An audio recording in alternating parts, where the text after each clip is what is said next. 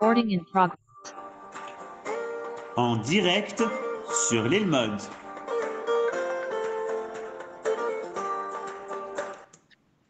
Shalom à toutes et à tous, on est très content de se retrouver. On espère que vous avez passé une bonne fête de Yom Ha'atzmaut. Et on se retrouve comme chaque semaine avec le Rav Yehuda Ben Ishai pour parler de la paracha de la semaine. Vivre et non survivre, c'est le titre du cours. Parashat Acharemot Kedoshim. Bechavadara. Aaron, on a deux parachutes importantes cette semaine. La paracha de Acharemot et la paracha de Kedoshim. On a cette semaine passé Yom HaZikaron et Yom Ha'atzmaut. Alors, les noms des parachutes conviennent tout à fait.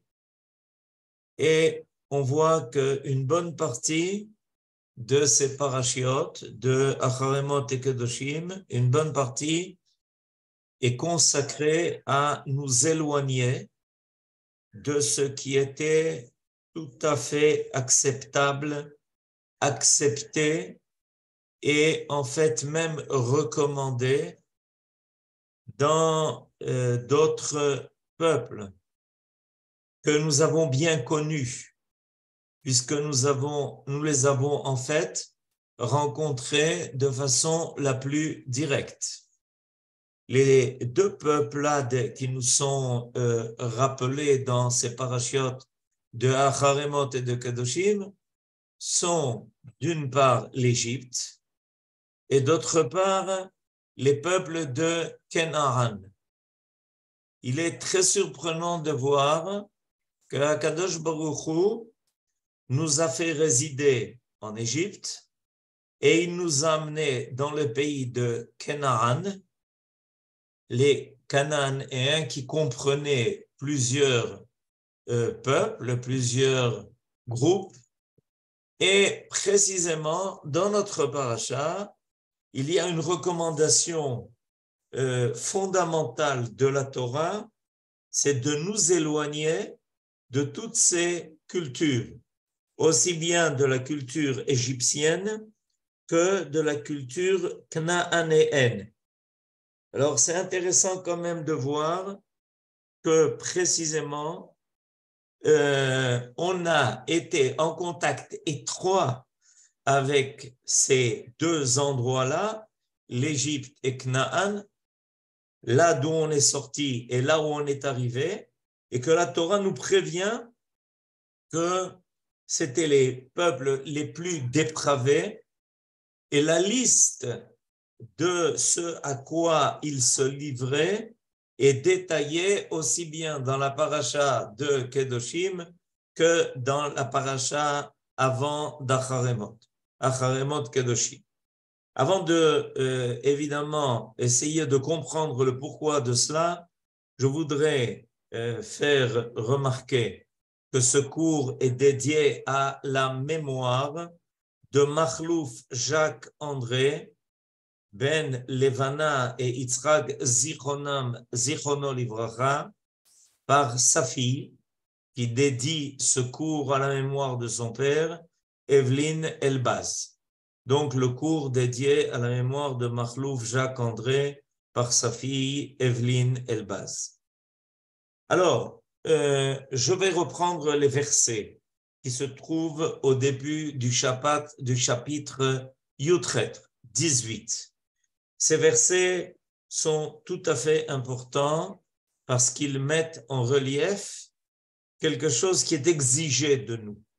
Ces versets qui se trouvent au début de la paracha, voilà, on nous les a mis maintenant sous les yeux, prendre ces versets et on va les lire ensemble. Dieu s'adressa à Moshe, notre maître, en disant, Daber el Bene Israël, parle aux enfants d'Israël, Ve'amarta alehem, et tu leur diras, Ani Adonai Elohechem, je suis l'Éternel, votre Dieu.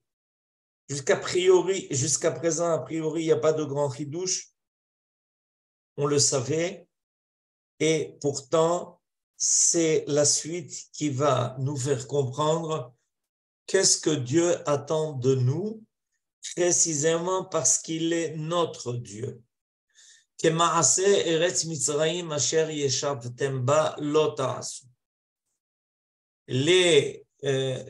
comportement, les pratiques du pays d'Égypte où vous avez demeuré, n'allez pas sur leurs traces, ne les faites pas. Ou et les pratiques du pays de Canaan où je vous conduis,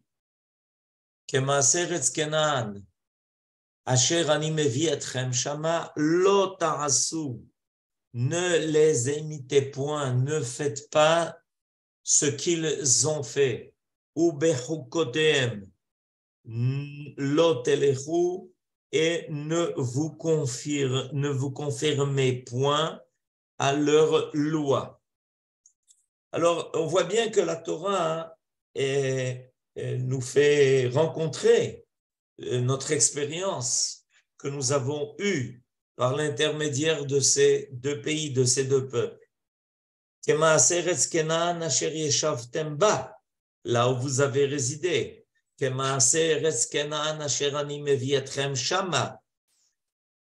pratiques et les habitudes de Eretz Canaan où je vous conduis, faites attention de ne pas les imiter en quoi que ce soit. Et mishpatai ta'asu ve'et chukotai tishmeru lalechet ba'em ani Adonai Elohech. C'est à mes statuts que vous devez obéir. Ce sont mes lois que vous devez respecter dans votre conduite. C'est moi, l'Éternel, qui suis votre Dieu.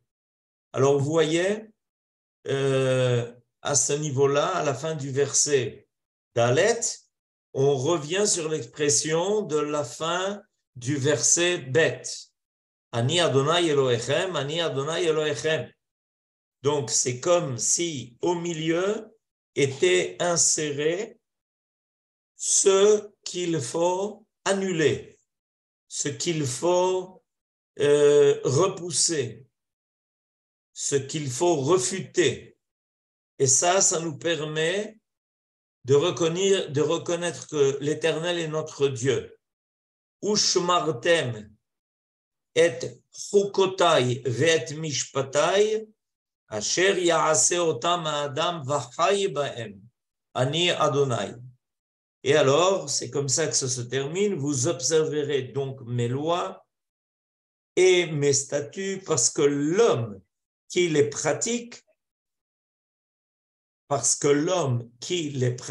asher ya'aseh otam ha'adam v'chay ba'em. Alors, v'chay ba'em voudrait dire littéralement et il vivra en eux. Donc, dans les chukim et les mishpatim de Hakadosh Baruch Hu, l'homme pourra vivre en eux. Je suis l'Éternel. Alors, le but, il est clair.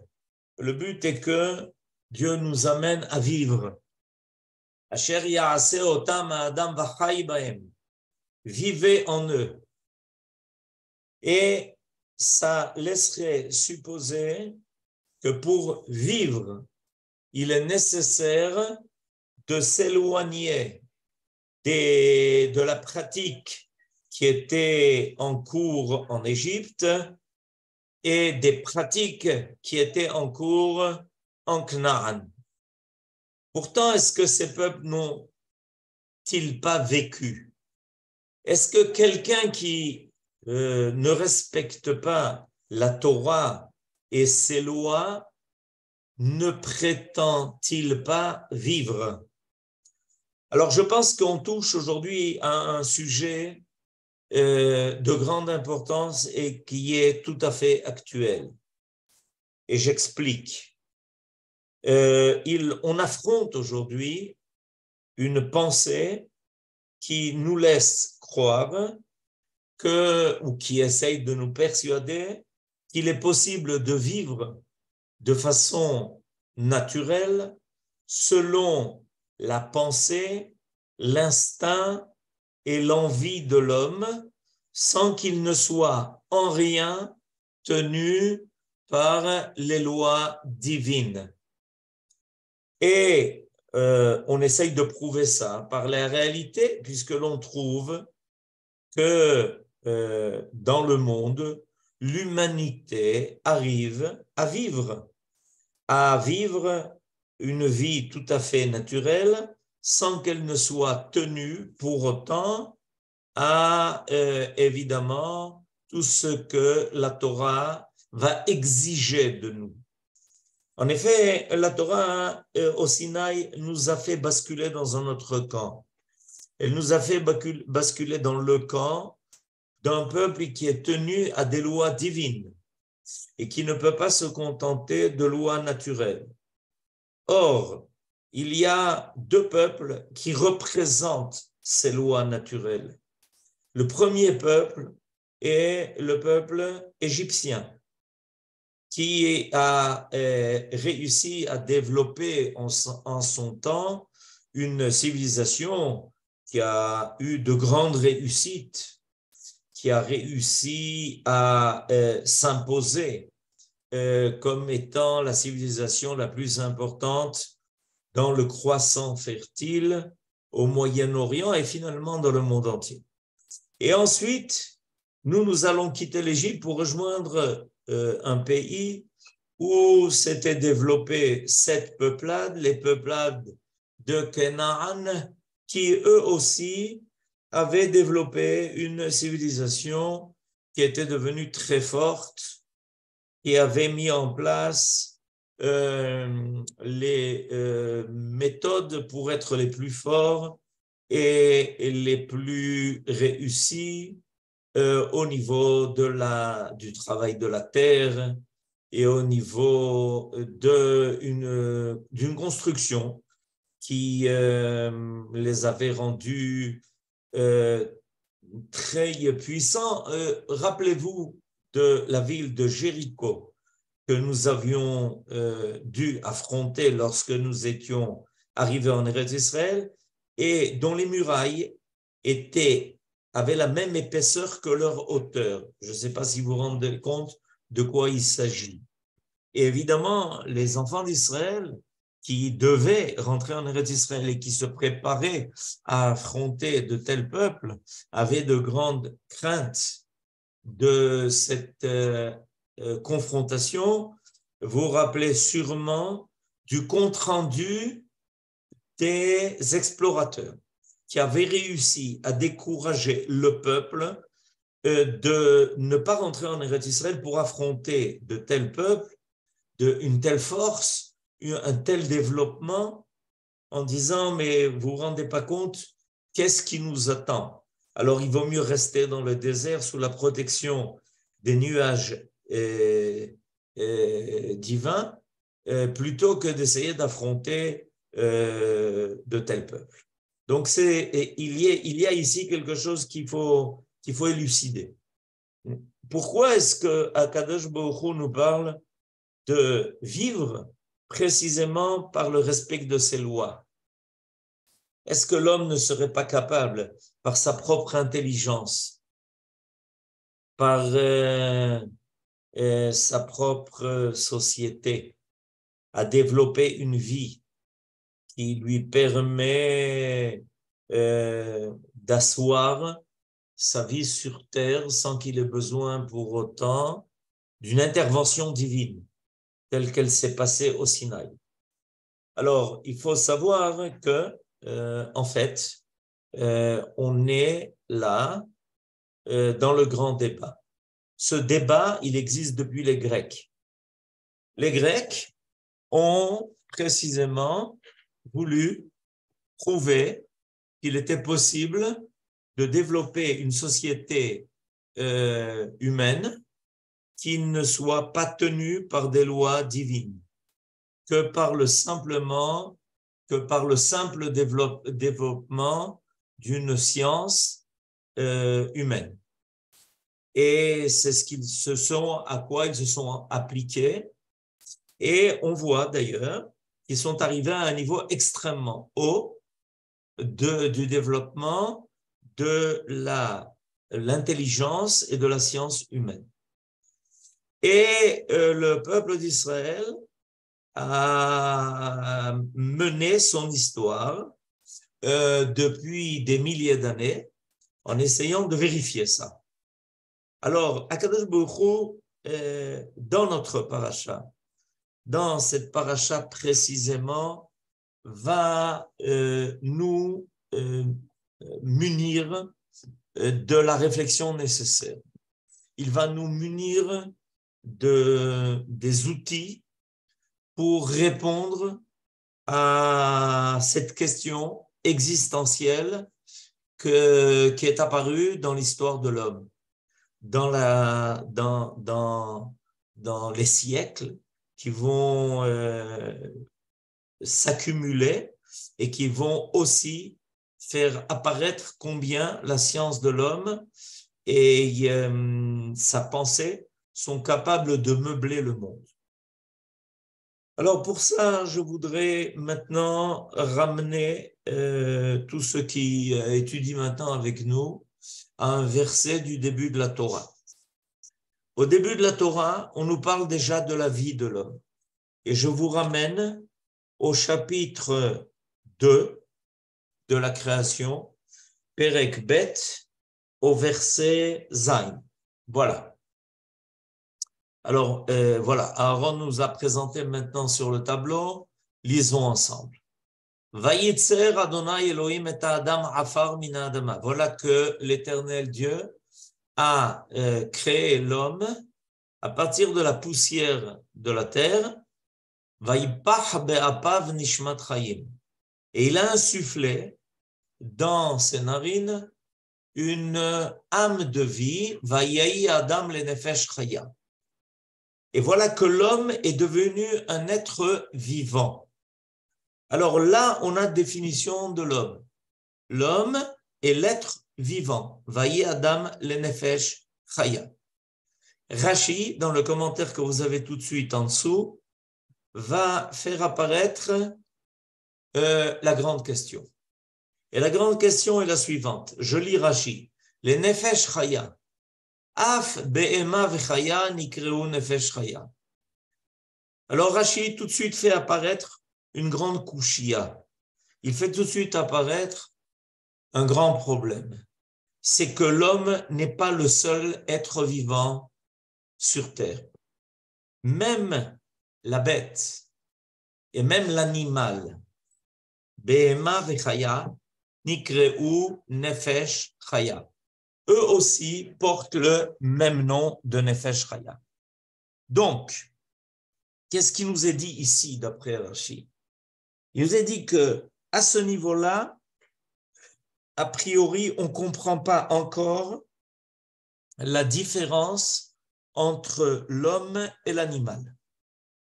Si on se contente de décrire l'homme, de le définir comme un être vivant, on n'est pas encore dans la définition vraie de l'homme. Pourquoi? Parce que aussi bien la bête que l'animal portent la même définition, nefesh chaya. Af be'ema vechaya nikreu nefesh chaya. Vous voyez ce que nous Rashi est en train de nous dire. Il nous dit quelque chose d'énorme.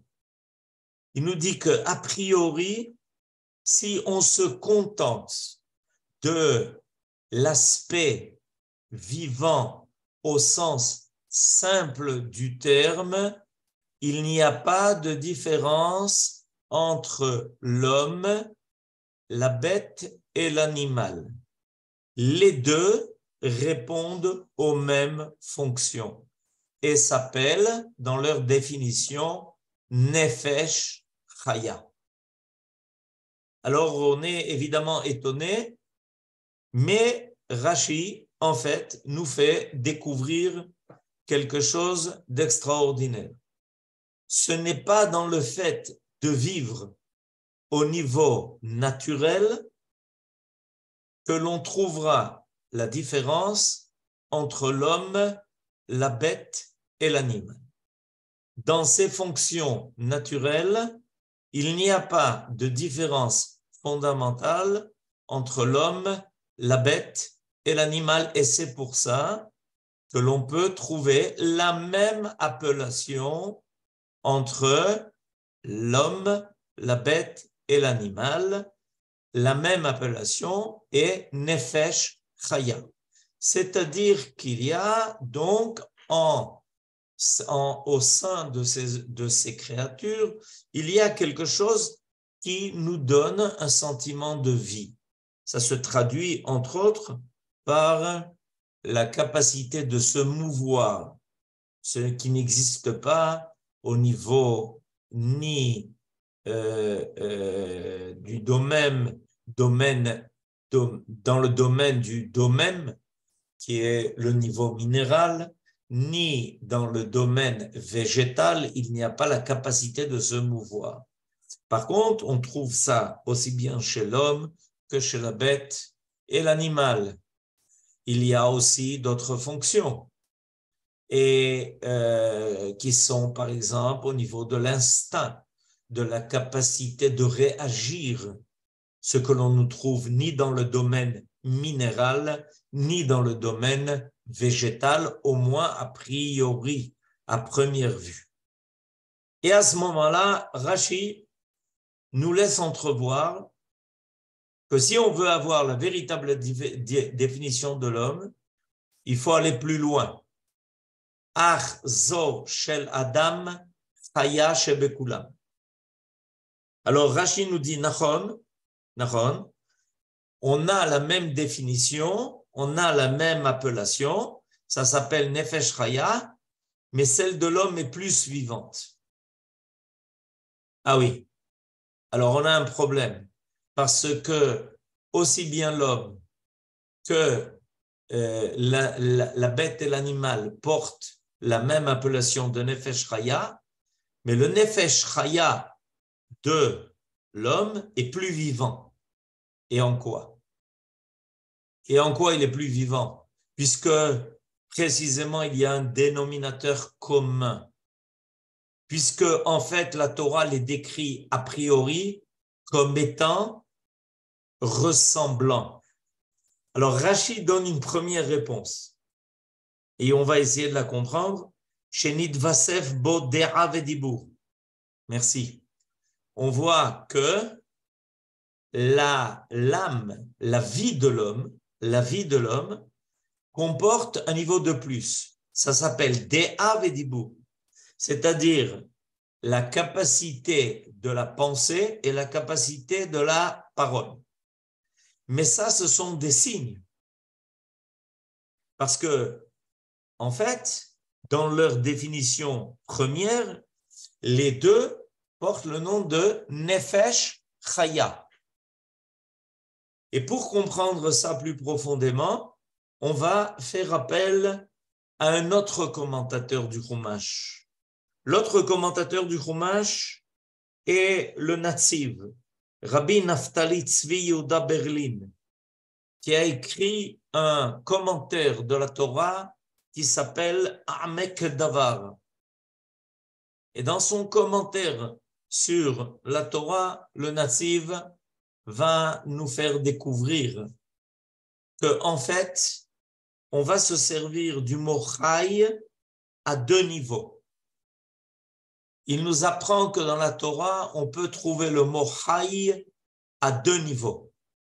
On peut le trouver à un niveau élémentaire. Les fonctions élémentaires de la vie. Quand il y a un être où sont assurées les fonctions élémentaires de la vie, il s'appelle Chai. Mais, et en cela, l'homme a un dénominateur commun avec la bête et l'animal. Mais nous rajoute le Natziv qu'il y a un niveau qui est au-delà de cela, une profondeur de vie. Non pas le niveau élémentaire de la vie, mais la profondeur de la vie. Celle qui fait que l'homme n'est pas seulement celui qui vit ou survit parce qu'il est sans arrêt à la recherche de ce qui lui permet d'assumer les fonctions élémentaires de la vie, mais qu'il y a un niveau beaucoup plus élevé. Ce niveau beaucoup plus élevé, il apparaît dans notre paracha. Il s'appelle Vahai Baem. Il est clair que dans notre paracha, quand il est marqué que grâce aux lois divines, l'homme arrive à un niveau de Chai Baem, il ne s'agit pas du niveau élémentaire de la vie. Le niveau élémentaire de la vie, on en a déjà entendu parler dans Bereshit. Évidemment. Et d'ailleurs, Maïmonide, dans son livre, qui est l'introduction au Pirkei Avot que on lit maintenant chaque Shabbat, nous fait remarquer qu'il y a des scientifiques, des chercheurs, des médecins qui se sont trompés à cause de cela et qui ont voulu voir en l'homme un animal, une bête développée. C'est-à-dire que pour eux, la base est une base animale et qu'au niveau de l'homme, pour des raisons qui peuvent être, par exemple, l'évolution, il y a quelque chose de plus qui s'est développé. Et pourquoi ce quelque chose de plus s'est développé? Simplement parce que l'homme n'a pas autant d'instinct que l'animal et qu'il a donc été obligé de développer quelque chose de plus que l'animal pour survivre.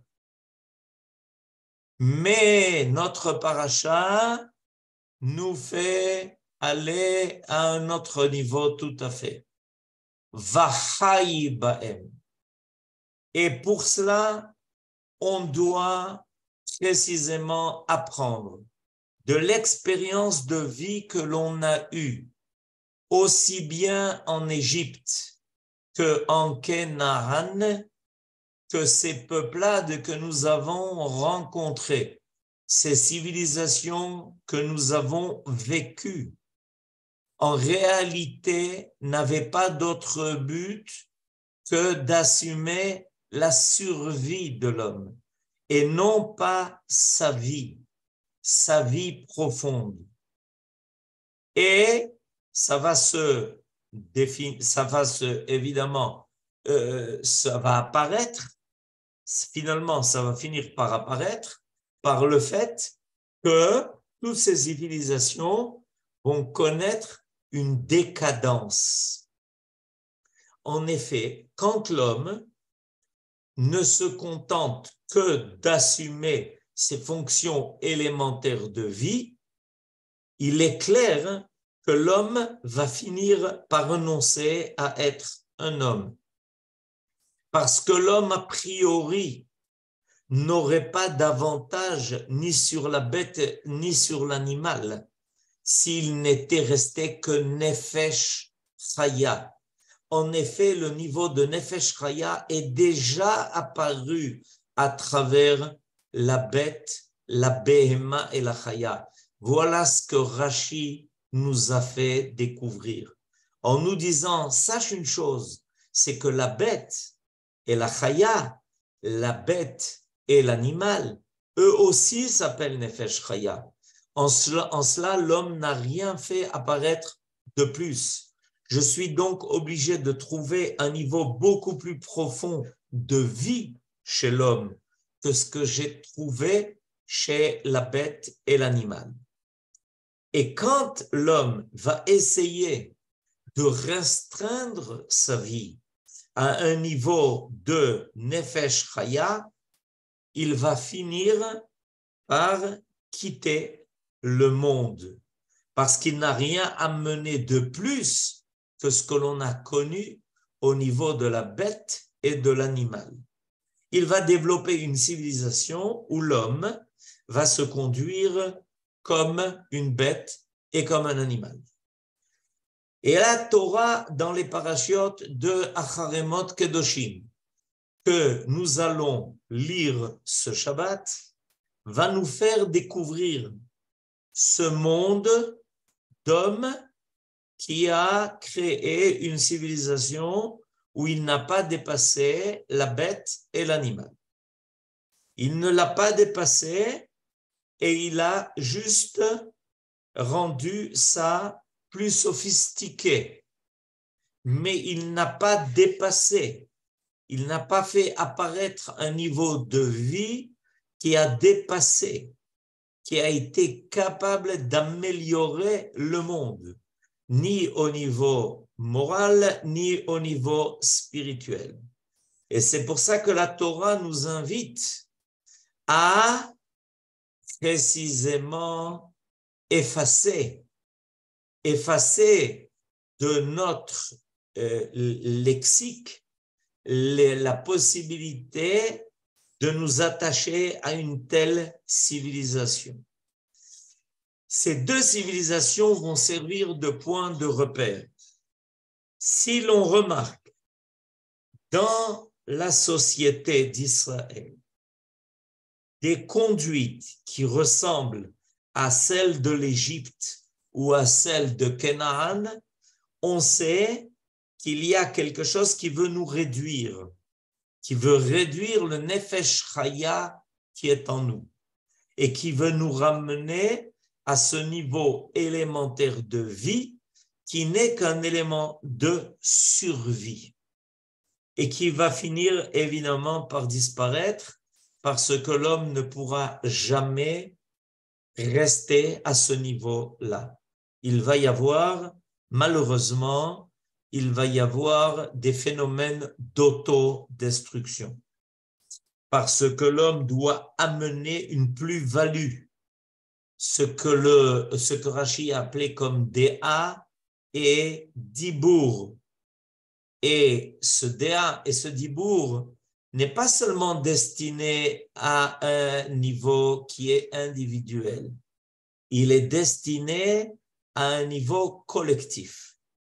Le peuple d'Israël, en tant que collectivité, a pour but, pour ordre divin, de faire apparaître une société où il y a au niveau de la société Déa et Dibour, c'est-à-dire un niveau de pensée globale, un niveau de parole qui s'aligne sur la pensée divine et sur la parole divine. Alors on comprend maintenant deux choses. Premièrement, pourquoi est-ce qu'on a rencontré ces deux civilisations? Pour faire la preuve par l'absurde. En ayant connu l'Égypte et en ayant rencontré les peuplades de Canaan, nous avons eu l'expérience de l'homme qui n'a voulu que survivre, qui n'a voulu mener sa vie que par sa science sans conscience et par ses instincts sans retenue pour essayer d'assouvir tous ses désirs animaux et bestiaux. Nous avons donc fait la preuve par l'absurde. Et c'est pour ça que la Torah nous rappelle ces deux peuplades, en nous disant, fais attention, si tu te laisses attirer par ces deux civilisations, sache qu'il y a obligatoirement un phénomène de décadence qui va apparaître. L'homme qui va créer de telles civilisations va finir par disparaître parce qu'il n'aura pas fait apparaître un niveau de plus que le niveau animal, que le monde connaissait avant l'homme. La bête et l'animal étaient déjà apparus en Nefesh Chaya avant que l'homme n'apparaisse en tant que Nefesh Chaya. Si l'homme ne fait pas apparaître un niveau supplémentaire, étant donné qu'il ne fait pas apparaître ce niveau supplémentaire, il devient superflu. En effet, il ne fait pas apparaître le niveau de plus. n'ayant pas amené de plus-value, il va reculer pour laisser présent le niveau qu'il a précédé. Et la deuxième chose, pourquoi est-ce que la Torah nous prévient de ne pas en quoi que ce soit imiter le pays de Mitzrayim et le pays de Canaan, parce qu'elle nous fait cette liste de ce à quoi ils se sont adonnés, de ce qu'ils ont vécu. Et en aucun cas, nous dit la Torah, ta société ne pourra assurer sa vie si au sein de cette société apparaît quelque chose qui ressemble en quoi que ce soit à ce qu'était Mitzrayim et Canaan. On a des points de repère. Bien des fois, on se demande est-ce qu'on a des points de repère? On les a. La Torah nous a donné des points de repère et elle nous a fait rencontrer cela pour qu'on s'en éloigne à l'autre bout. Et le but d'Israël était de sortir d'Égypte pour faire chuter l'Égypte. Et le but d'Israël était de rentrer au pays de Canaan pour effacer Canaan, pour effacer cette civilisation et faire apparaître des A et Dibour d'un niveau divin, de ce que Dieu attendait de l'homme lorsqu'il a créé l'homme et l'a fait un être vivant. Il y a donc ce niveau de plus d'être vivant et d'être complètement vivant. Comment on peut mesurer qu'un être est vivant? Parce qu'il fait apparaître plus de vie. Un être vivant est celui qui fait apparaître plus de vie, c'est-à-dire un niveau de vie plus élevé. Chaque génération va être mesurée dans sa réalisation par sa capacité de faire apparaître quelque chose qui dure plus, qui est plus vivant.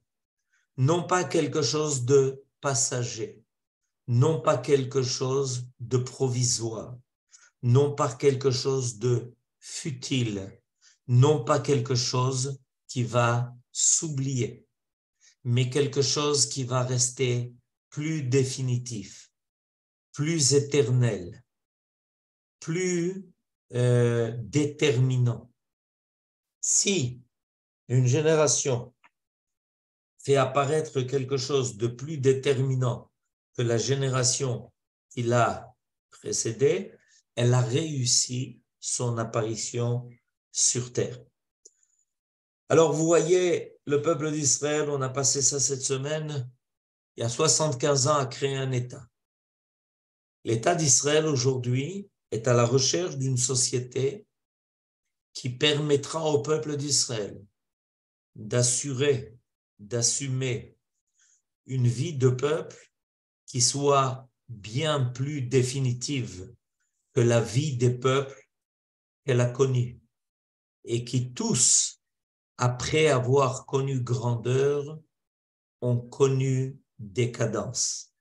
Or, le peuple d'Israël, qui est le peuple qui est attaché à son Dieu qui est grand, Hael, Hagadol, Hagibor, Vanora, veut faire apparaître Goy Gadol, un peuple qui ne se réduit jamais, qui ne diminue en rien la vie, mais qui, au contraire, ne fait que l'amplifier.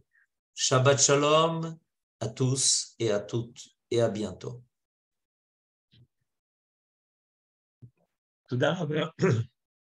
Merci beaucoup, Rav Anishai. Comme d'habitude, passionnant. Et Birshut Arav, et j'aimerais rajouter un enseignement de Manitou, puisque c'est justement ce Nefesh Chaya, Manitou pose la question d'où on voit la différence. Et il dit c'est le Lamed. Pour les autres, il y a écrit Nefesh Chaya.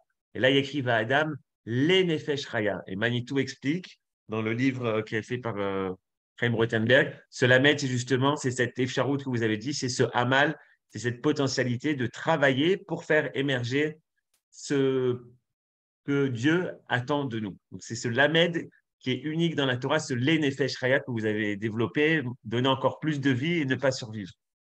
חזק וברוך, יפה מאוד, תודה רבה אהרון, ותודה רבה à tous et à toutes, et Shabbat Shalom בשמחה. Shabbat Shalom à tous. Vous pouvez ouvrir le micro. Kol Tov. Shabbat Shalom, תודה רבה, חזק וברוך. Shabbat Shalom, Rav. תודה רבה. Shalom, Shabbat Shalom, à bientôt. Shabbat Shalom. תודה רבה. תודה רבה comme les לכולם. ריח, יפה מאוד, comme les ריח, יפה מאוד. ואהבת לרעך כמוך. Rends-le encore plus grand. Oui. Comment tu aimes ton prochain en le faisant grandir, en lui donnant encore plus d'importance que ce qu'il a. יפה מאוד. ואהבת לרעך כמוך. מצוין. יפה מאוד, יפה מאוד. Voilà, on a ouvert un bête midrash. יופי. כל הכבוד. שבת שלום לכולם. שבת שלום.